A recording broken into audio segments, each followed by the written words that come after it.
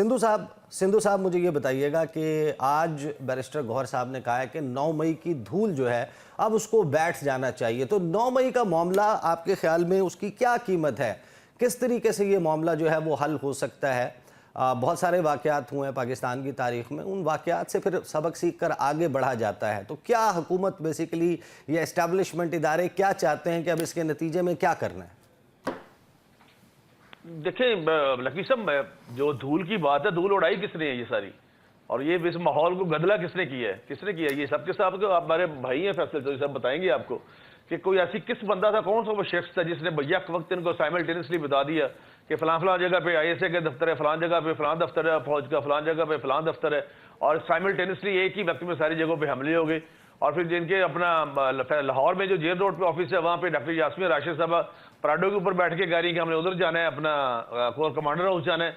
और हसान न्याजी साहब, मुझे दुख लगा है उनके कल वालदे मोहतरम जब पेश हुए, अदालत में गए और सारा जो भी उनका माहौल था उदास से बहुत ज़ाहिर है, उनका बेटा है।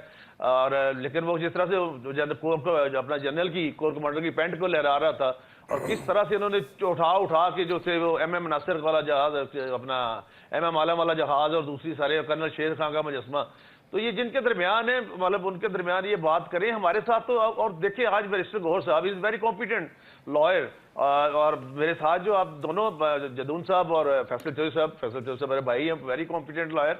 लेकिन आज उन्होंने भी यही कहा कि अगर गोली चली है तो इस पर अब 9 मई की धूल बैठ जाए। आप उनकी तकरीर जरा नकवी साहब सुना के देख लें कि अगर गोली चली है। लतीफ खोसर साहब कह रहे हैं जी 278 गोलियां मतलब लाशें पड़ी हमारे घर में, फिर ये 12 पे आए, फिर 1 पे आए। इनको पूछे कोई इनमें से एक पूरे 12 के नाम तो ले दे जरा।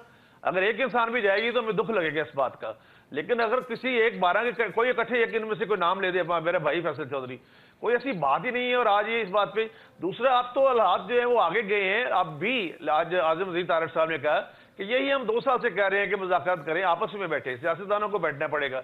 ये कहते थे हम MKM के साथ नहीं बैठेंगे, हम जरदारी साहब जो हमारी गोली की नशिस्त पे हैं, और नून से मुज़ाकरात नहीं करेंगे। अब खैर जो भी है, आज अब तो खैर ज़ाहिर है नेचुरली कुछ और चीज़ें हो गई हैं, लेकिन अब देखते हैं क्या होता है। लेकिन क्यों मुज़म्मा में मुरादा रख लें, मैंने आपको उसका लीगल प्रोसीजर बताया कि किस तरह ये दोनों मेरे सीनियर्स हैं, दोनों इस बात पे एग्री होंगे कि अगर कोई कोजेंट एविडेंस आएगी, ट्रायल होगा। और फैज साहब ने दोनों वकील भी कर लिए जब उन्होंने शौकत सिद्दीकी जज को हटाया था, और उस वक्त भी ख्वाजा आरिफ साहब हमारे बड़े काबिल एहतराम, और एक और वकील उनके, अब भी उन्होंने उनको किया। तो अगर कोई एविडेंस आएगी, कोजेंट एविडेंस आएगी, तो तभी वो उस तरफ उनका मुकदमा जाएगा ना, ऐसे कैसे जा सकता है।